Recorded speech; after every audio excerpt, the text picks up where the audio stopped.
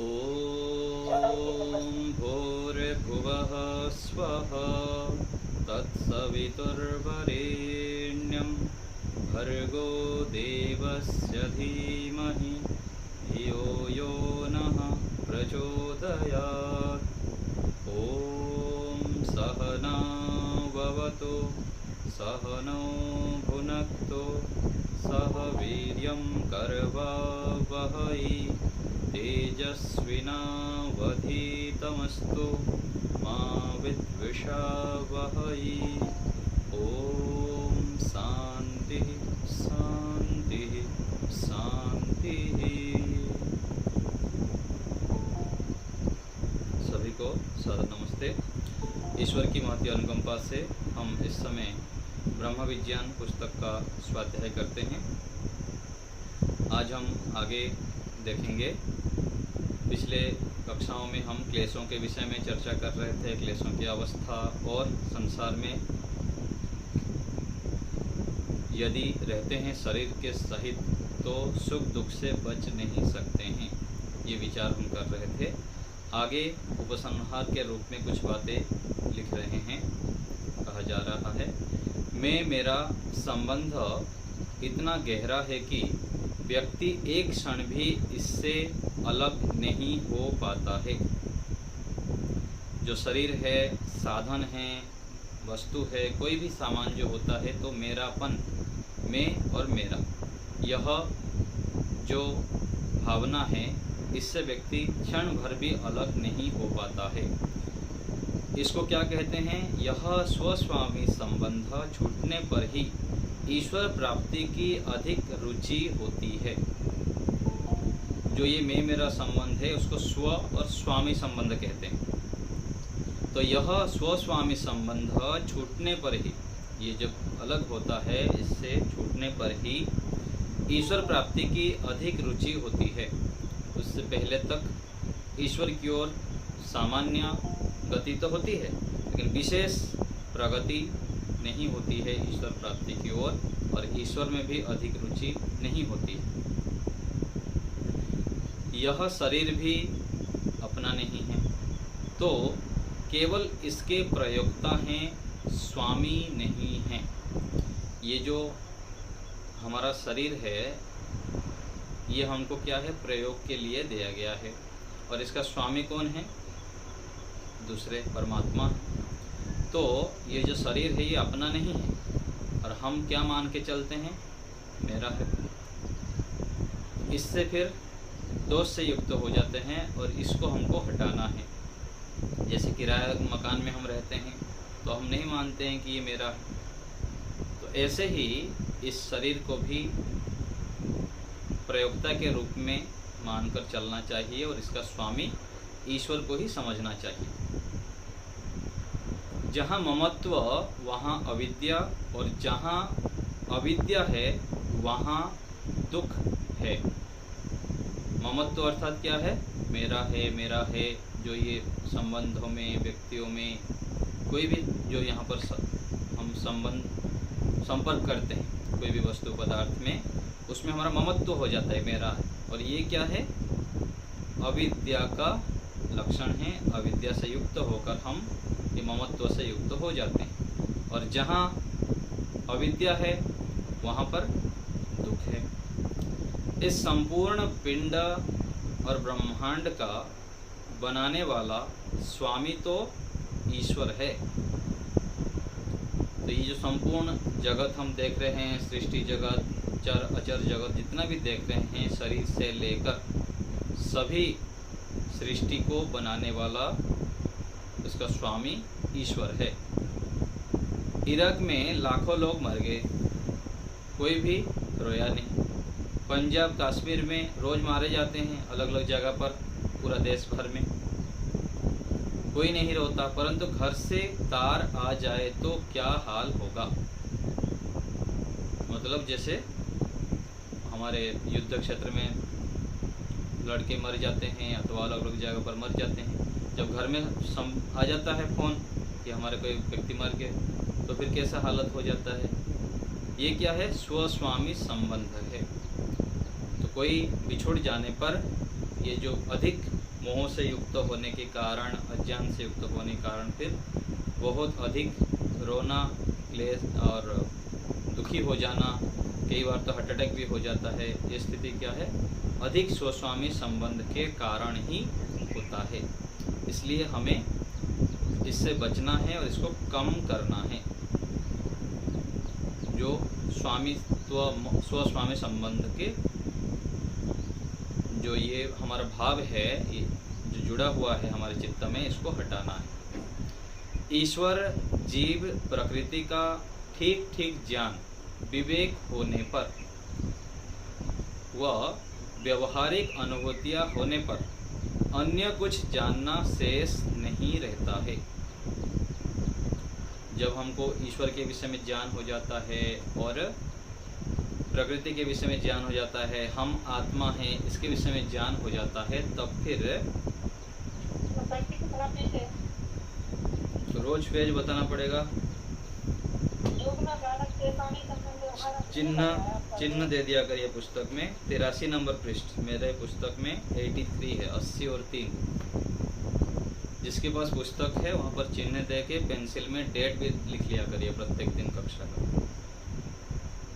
तो यहाँ पर बता रहे हैं कि ईश्वर का स्वरूप, जीवात्मा का स्वरूप और प्रकृति के स्वरूप का ठीक ठीक जब विवेक हो जाता है, ज्ञान हो जाता है, तब व्यवहारिक रूप से जो अनुभूतियाँ हो जाती है, ज्ञान होना और व्यवहारिक रूप में हमको अनुभूतियाँ होना जब शुरू हो जाता है, तब फिर कुछ जानना शेष नहीं रहता है, व्यक्ति शांत हो जाता है।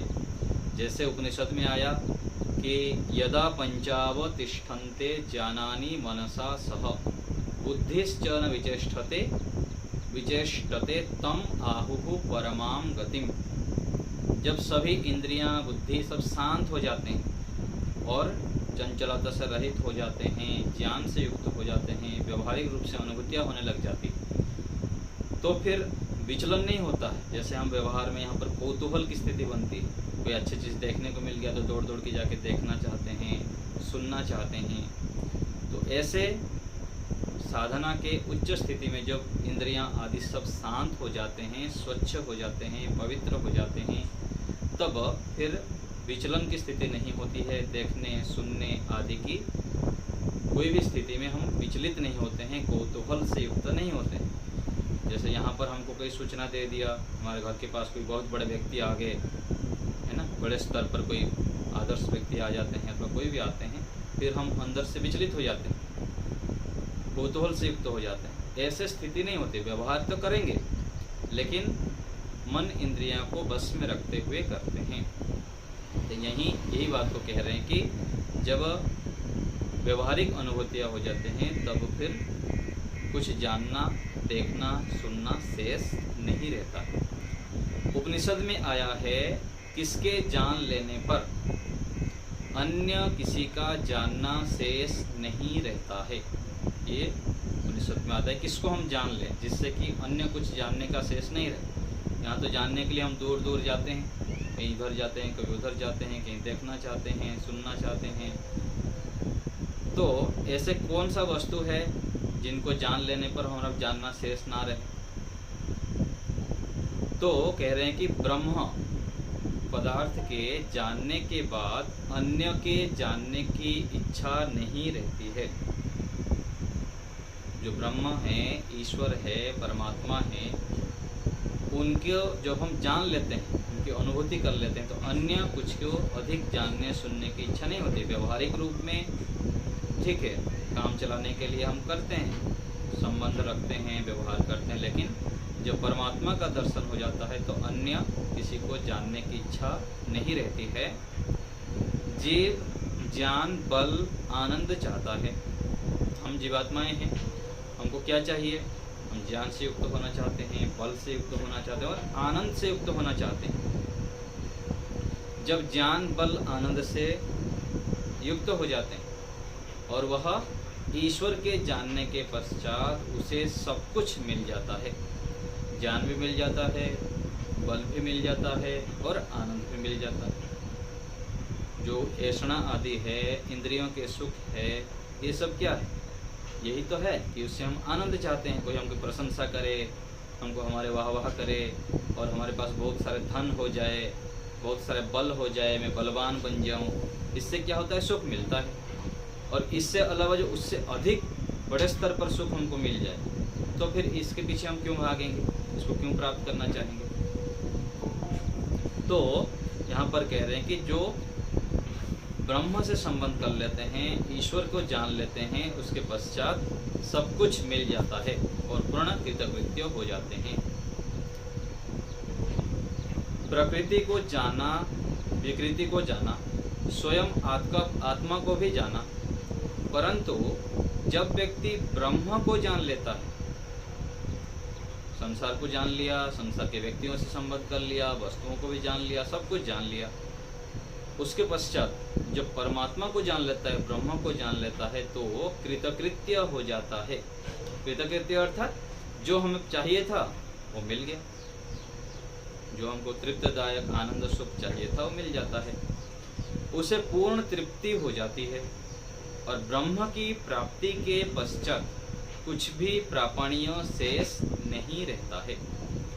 जब व्यक्ति ब्रह्म को जान लेता है, प्राप्त कर लेता है, उनकी अनुभूति कर लेता है, तब फिर कुछ भी प्राप्त करने योग्य नहीं रहता है। उससे पहले इसको प्राप्त कर लो, उसको प्राप्त कर लो, यह लगा रहता है, ये जान लो, ये सुन लो। तो बता रहे हैं कि हमें ब्रह्म को जानने के लिए तत्पर होना चाहिए, उसकी अनुभूति के लिए प्रयास करना चाहिए। तो उपनिषद का पंक्ति दे रहे हैं, भिद्यते हृदय ग्रंथिस् छिद्यन्ते सर्व संशयः क्षीयन्ते चास्य कर्माणि तस्मिन् दृष्टे बराबर। ये बार बार हमको आता है सुनने में, पढ़ने में, पीछे भी आया है। तो दूर से दूर और समीप से समीप विद्यमान ईश्वर का साक्षात्कार कर लेने पर, जब हम ईश्वर का साक्षात्कार कर लेते हैं, तब आत्मा की अविद्या नष्ट हो जाती है। जो आत्मा के अंदर अविद्या रूपी सब क्लेश हैं, वो सब क्या होता है, नष्ट हो जाते हैं और सारे संशय सारे संशय नष्ट हो जाते हैं। जानने की, सुनने की जो हमारे संशय है, क्या करें क्या ना करें, कैसे दुखों से बचें, यहाँ दुखी रहते हैं, लोग हमारे साथ अन्याय करते हैं, हम लोगों के साथ ठीक करते हैं, फिर भी हमारे साथ लोग अन्याय कर लेते हैं। मैं बहुत अच्छे अच्छे कार्य कर रहा हूँ, फिर भी दुखी रह रहा हूँ। तो बहुत सारे जो यहाँ व्यवहार में हमको दुख होता है, कष्ट होता है, बाधाएं होती है, संशय होती है, वह सब नष्ट हो जाते हैं और सारे कुसंस्कारों का नाश हो जाता है। कब होता है, जब हम ब्रह्म को जान लेते हैं, प्राप्त कर लेते हैं, अनुभूति कर लेते हैं, उनका दर्शन कर लेते हैं। ब्रह्म का दर्शन आंतरिक इंद्रियों से, मन आदि से हम करते हैं।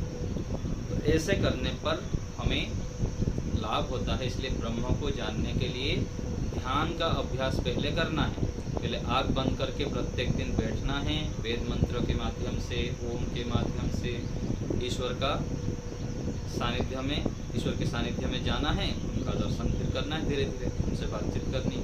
तो लंबे काल तक जब हम श्रद्धा भाव से लगे रहते हैं, यम नियम आदि का पालन करते हैं, तब फिर ब्रह्म दर्शन का हमें अवसर मिल जाता। तो ये अंतिम में सार रूप में बता दिए।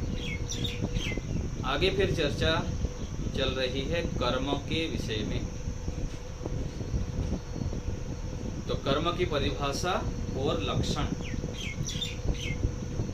सुख की प्राप्ति करने और दुख से छूटने के लिए जीवात्मा मन, इंद्रियां, शरीर से जो चेष्टा विशेष करता है उसको कर्म कहते हैं। तो कर्म की परिभाषा क्या हो गया? सुख की प्राप्ति करने और दुख से छूटने के लिए जीवात्मा मन, इंद्रिय और शरीर से जो चेष्टा विशेष करता है उसको कर्म कहते हैं। चेष्टा विशेष का मतलब क्या है? जैसे मैं बैठा हुआ हूँ, सामान्य रूप से मेरा हाथ हिला दिया है ना, और मैं हिल दिया अथवा कुछ चेष्टा करके ऐसे कुछ बोल रहा हूँ, ये चेष्टा विशेष नहीं है। चेष्टा विशेष है कि मैं कोई पेन को ऐसे उठा रहा हूँ, और कुछ विषय को ऐसे छू रहा हूँ, अथवा मन में शरीर से भी करते हैं, वाणी से भी कर रहा हूँ मैं कर्म अभी सोच के, और मन में भी विचार कर रहा हूँ।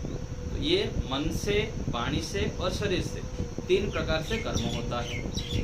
तो चेष्टा विशेष जो एक संकल्प पूर्वक, इच्छा पूर्वक जो चेष्टा विशेष करते हैं उसको कर्म कहते हैं। तो ये हो गया चेष्टा विशेष जो सुख की प्राप्ति के लिए और दुख से छूटने के लिए जो कर्म किया जाता है। कोई भी प्राणी, कोई भी जीवात्मा जो भी कर्म करता है उसके पीछे उसका प्रयोजन क्या रहता है? सुख की प्राप्ति और दुखों की निवृत्ति। कुछ भी हम कर्म करते हैं, इसीलिए हम कर्म करते हैं। और बुद्धिमान व्यक्ति वो कार्य करता है जिससे वो अधिक से अधिक सुख मिले और दुख की निवृत्ति हो, और अज्ञानी व्यक्ति जो इस कार्य में अधिक दुख मिलेगा उस कार्य को करता है। तो आगे देखिए कर्म के विषय में, कर्म के भेद। कर्म अशुक्ल अकृष्णम योगिनस् त्रिविधम इतरे साम। योग दर्शन का सूत्र है, योगी का जो कर्म है अशुक्ल अकृष्ण होता है, अर्थात निष्काम कर्म होता है जो योगी का कर्म होता है, तथा अन्य संसारी मनुष्यों का 3 प्रकार का होता है। पहला क्या है? शुक्ल अर्थात सकाम शुभ कर्म, और दूसरा कृष्ण अशुभ कर्म, और तीसरा है शुक्ल कर्म अर्थात मिश्रित कर्म होता है। शुक्ल कर्म अर्थात सकाम शुभ कर्म, और दूसरा अशुभ कर्म कृष्ण अर्थात शुक्ल कृष्ण और शुक्ल कृष्ण 3 प्रकार के कर्म हो गए शास्त्रीय भाषा में। तो शुक्ल अर्थात सकाम शुभ कर्म। सकाम और निष्काम क्या है? सांसारिक कामनाओं से युक्त होकर जो हम कर्म करते हैं, अच्छे कार्य करते हैं, उसको सकाम शुभ कर्म कहते हैं। और कृष्ण अर्थात अशुभ कर्म, जो गलत काम करते हैं, पाप करते हैं, अधर्म करते हैं, असत्य आचरण करते हैं, उसको अशुभ कर्म कहते हैं। और मिश्रित को शुक्ल कृष्ण कर्म कहा गया। तो मिश्रित अर्थात कुछ अच्छा है और कुछ बुरा मिला जुला करके करते हैं, तो उसको मिश्रित कर्म कहते हैं। तो कर्म कोई भी निष्फल नहीं जाता है, ये हमें बहुत अच्छे प्रकार से समझना है। ये वैदिक सिद्धांत है, कोई भी हम कर्म करते हैं यहाँ पर वो निष्फल नहीं जाता है। अच्छे करें अथवा बुरे करें, उसका फल वो देता है। और कैसे देता है? अनंत होकर, मतलब बहुत अधिक। कितना होता है वो तो ईश्वर ही जानता है, हमारे बुद्धि के बस का नहीं है। बहुत गुना होके देता है, अनेक गुना होके। अच्छे कार्य करेंगे तो बहुत गुना होके मिलेगा, और गलत काम करेंगे फिर उसका भी बहुत गुना होके मिलता है। बड़े बड़े रोग हो जाता है, दुख कष्ट बाधाएं आ जाती है। तो कर्म कोई भी निष्फल नहीं जाता है, कर्म फल करता ही भोगता है, अन्य नहीं। तो कोई भी हमारे साथ रहता है, परिवार में हो, समाज में हो, हमारा कर्म का फल दूसरे को नहीं मिलेगा। हम अच्छे कार्य करेंगे, अच्छी भावना से करेंगे, सबके हित के भावना से जब कर्म करते हैं तो वह फिर हमारा एक खाता में एंट्री होता है। और हम जो कर्म करते हैं, जो छल कपट से युक्त करेंगे और गलत काम करेंगे तो हमारे खाते में एंट्री होगा, ईश्वर हिसाब कर लेंगे हमारे इसमें। तो सिद्धांत की तात्विक समझ से पवित्र मनुष्य ही मुक्ति प्राप्त कर सकता है। जो पवित्र व्यक्ति हैं, श्रेष्ठ व्यक्ति हैं, महान व्यक्ति हैं, जिनके अंदर महानत गुण आ जाता है और पवित्र हो जाता है, शुद्ध हो जाता है, वह व्यक्ति मुक्ति को प्राप्त कर सकता है। ब्रह्मज्ञानी संसार का उपकार करने में जीवन भर रत रहता है। जो ब्रह्मज्ञानी व्यक्ति है वो संसार के उपकार करने में दिन रात लगे रहता है, कभी भी रेस्ट नहीं लेता, आराम नहीं करता, थोड़ा लेट लो, थोड़ा टाइम पास कर लो। ऐसे व्यक्ति नहीं होता है जो ब्रह्मज्ञानी होते हैं, ईश्वर की प्राप्ति को प्राप्त कर लिया हुए व्यक्ति, क्योंकि उनको तो सुख मिल गया, वो भी चाहते हैं कि दूसरे को दो। जैसे परमात्मा है, परमात्मा पूर्ण है, किंतु पूर्ण होते हुए भी वो चाहते हैं कि सभी प्राणी अच्छे कार्य करें और मेरे से सुख लें और आनंदित हो जाएं। ऐसे ही यहाँ भी जो मनुष्य सुख शांति से युक्त हो जाता है, पवित्र हो जाता है, ब्रह्म को प्राप्त कर लेता है, वह भी फिर दूसरे को बांटने के लिए दिन रात लगे रहता है। योगी राग द्वेष से रहित होकर कर्म करता है और वह निष्काम कहलाता है। जो योगी व्यक्ति है, ईश्वर भक्त व्यक्ति है, साधक व्यक्ति है, वह राग द्वेष से ऊपर उठ जाता है और कर्म करता है। राग द्वेष से ऊपर उठकर ना राग से युक्त होता है, ना द्वेष से युक्त होता है। जो भी शुभ कर्म कर्तव्य भावना से ईश्वर की आज्ञा के अनुरूप और ईश्वर प्राप्ति को लक्ष्य बनाकर करे, वह निष्काम कर्म है। तो निष्काम कर्म की परिभाषा क्या हो गया? जो भी कर्म हम करते हैं, शुभ कर्म करते हैं, जो भी शुभ कर्म करते हैं और कर्तव्य भावना से करते हैं, परमात्मा स्वामी हैं, हमको ये ड्यूटी दी है कि हमको यहाँ अच्छे कार्य करते जाना। तो शुभ कर्म करना, कर्तव्य भावना से करना और ईश्वर की आज्ञा के अनुरूप करना और ईश्वर की प्राप्ति को लक्ष्य बनाकर जब हम करते हैं तो वह कर्म क्या हो जाता है? निष्काम कर्म हो जाता है। परोपकार आदि शुभ कर्मों के साथ साथ ईश्वर उपासना भी आवश्यक है। यहाँ फेल हो जाते हैं लोग। परोपकार करते हैं, अच्छे कार्य करते हैं समाज राष्ट्र का, लेकिन ईश्वर की उपासना नहीं करते हैं, ईश्वर के साथ ध्यान आँख बंद करके बातचीत नहीं करते हैं, उनकी ध्यान नहीं करते हैं, ये फिर दोषकारक हो जाता है। तो परोपकार तो करना है, शुभ कर्म भी करना है, लेकिन ईश्वर की उपासना को छोड़ना नहीं है, ये अति आवश्यक है। केवल परोपकार आदि कर्मों से ही मुक्ति नहीं होती, पर ये मुक्ति में सहायक जरूर हैं। परोपकार करना है, लेकिन केवल परोपकार करने से हमारी मुक्ति नहीं होगी। ये तो कर्म में आ गया, शुद्ध कर्मों में आ गया, और फिर शुद्ध ज्ञान भी प्राप्त करना है और शुद्ध उपासना भी करनी है। तीनों फिर समन्वय बिठा के करना है, तब जाके फिर हम मुक्ति को प्राप्त कर सकते हैं। तो परोपकार भी करना है, वेदादि शास्त्रों को पढ़ना, पढ़ाना और शुद्ध ज्ञान भी उत्पन्न करना है, और तीसरा ईश्वर की शुद्ध उपासना भी करनी है, तब जाके हम सफल होंगे।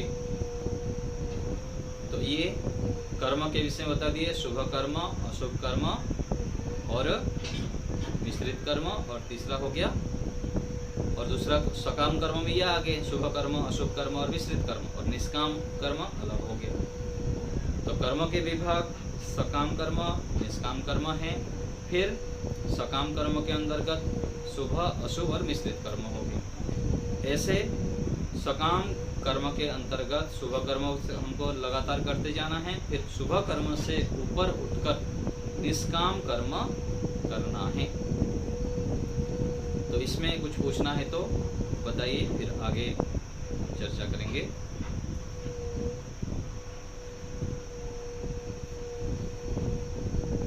जी बताइए बताइए। अजय जी नमस्ते। जी बताइए।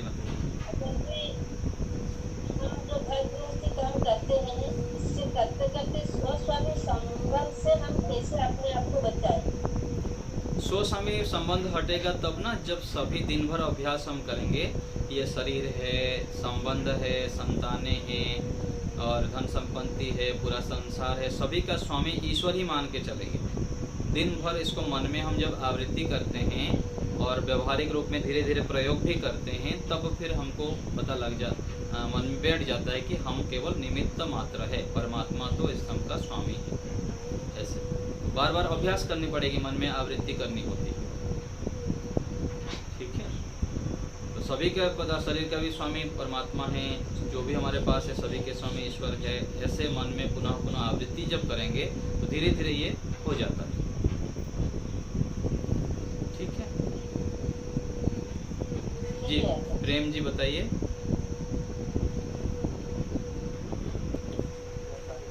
जोर से बोलिए। हाँ, थोड़ा माइक पास के में लेके बोलिए। आचार्य जी नमस्ते। नमस्ते जी। ये शुक्ल कृष्ण कर्म बताए हैं, क्या वो सब सकाम कर्म जो है सत्पुरुष से प्रभावित होते हैं और कृष्ण रजोगुण से रजोगुण से प्रभावित होकर भी व्यक्ति शुभ कर्म कर सकता है, ऐसा नहीं है। तीनों गुण से युक्त होकर ही कर्म करता है, लेकिन अधिकतर जब सत्वगुण से युक्त रहता है तो शुभ कर्म व्यक्ति करता है। रजोगुण से युक्त हो गया तो वह शुभ कर्म नहीं कर सकता है, ऐसा नहीं है। ठीक है, हाँ। मैंने अपना प्रश्न पूछना था जी, आज का विकास अनुभव हुआ है, हाँ जी, मैं ध्यान में बैठता हूँ, हाँ जी, सवा घंटा के लिए,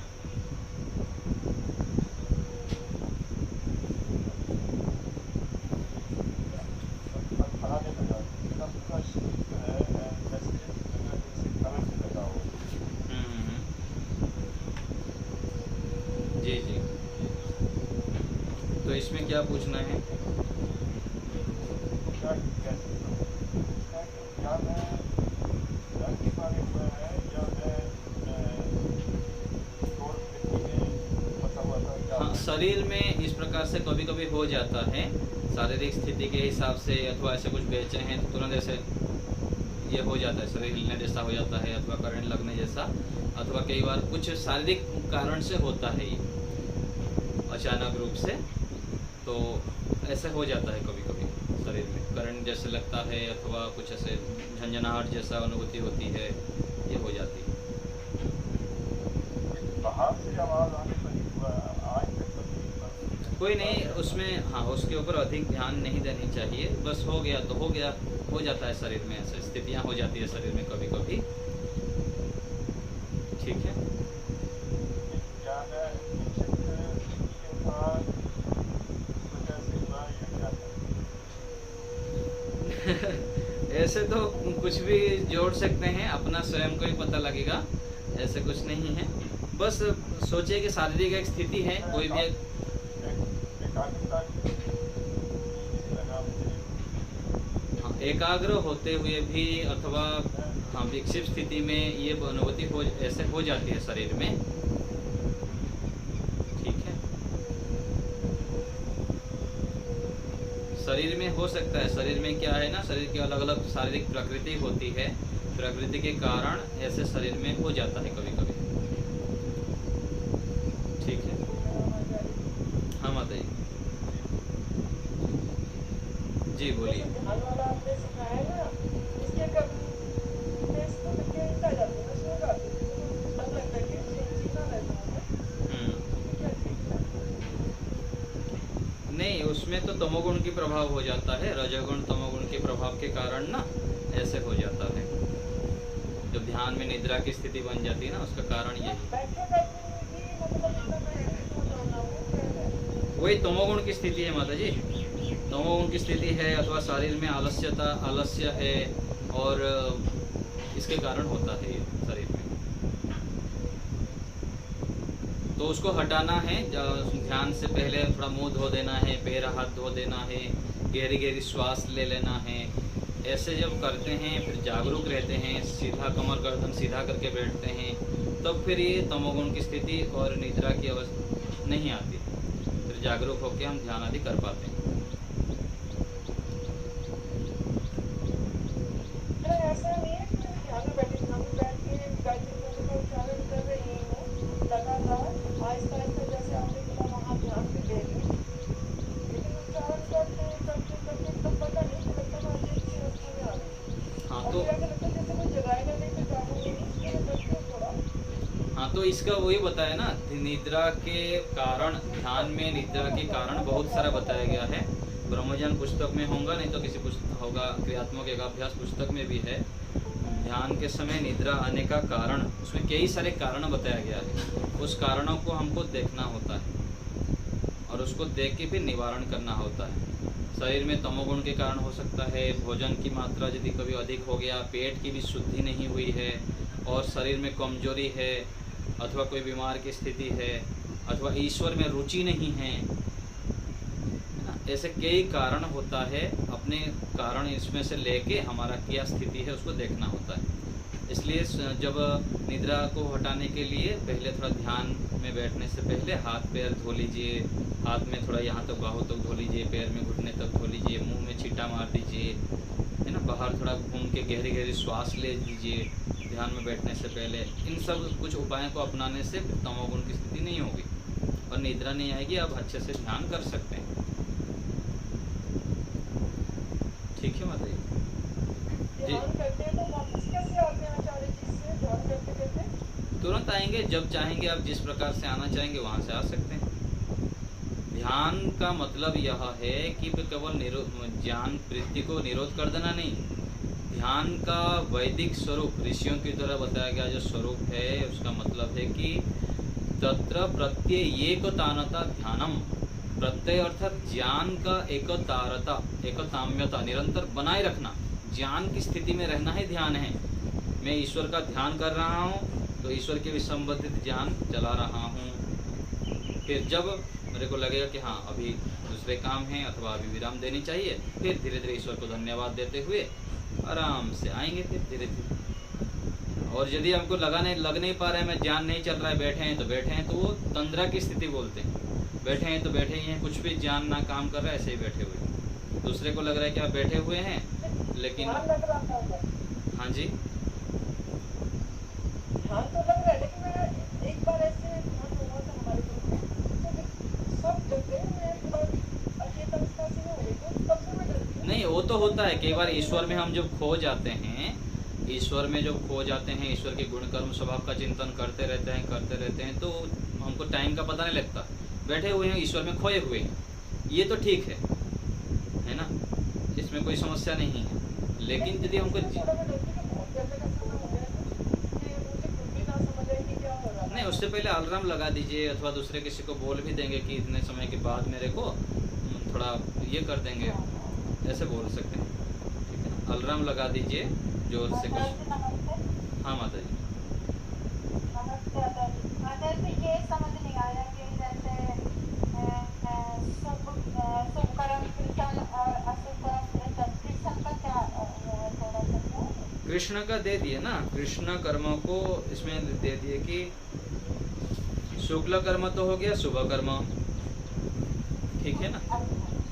शुक्ल कर्म अर्थात शुभ कर्मों का शास्त्रीय नाम एक दे दिए ऋषि ने, शुक्ल, ठीक है। और जो कृष्ण है उसको अशुभ कर्म नाम दे दिया, अशुभ कर्म को कृष्ण बोल दिए और शुभ कर्म को शुक्ल कह दिए, और जो मिश्रित कर्म है उसको शुक्ल कृष्ण कह दिए। तो हम शुभ कर्म के रूप से जाने अथवा शुक्ल कृष्ण के रूप में, तो वो शास्त्रीय नाम है और व्यवहारिक ये नाम है, ऐसे हमको समझना चाहिए। ठीक है। निर्मला माता जी कुछ बोल रही हैं?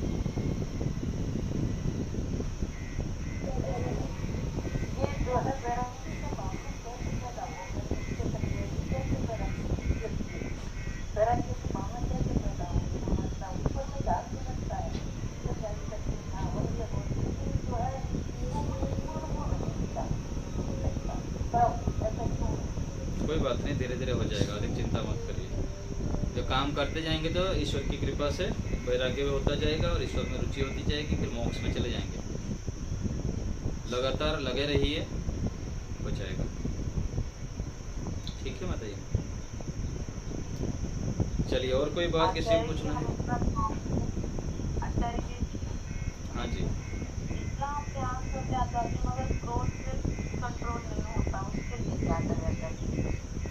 उसके लिए और भी, हाँ, और भी करनी पड़ेगी।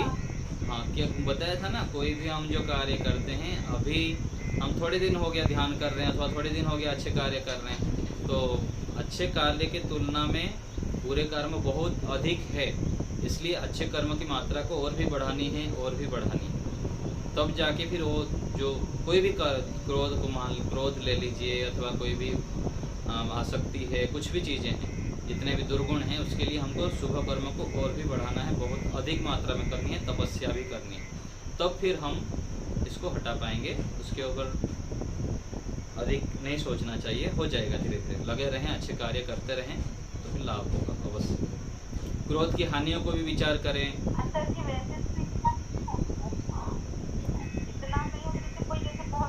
समझ गया, वो आलम्बन आने पर हो जाता है, शब्द, स्पर्श, रूप, रस, गंध जो होते हैं ना, वो सीधा सीधा हम देखेंगे तो नहीं होगा, लेकिन आलंबन आने पर उससे संबंधित संस्कार बहुत अधिक होने से वहाँ पर फिर तुरंत जाग जाते हैं।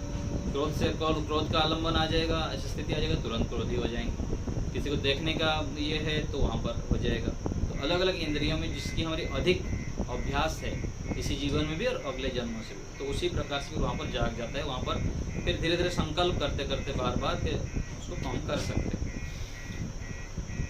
ठीक है, चलिए आज यहीं रखते हैं।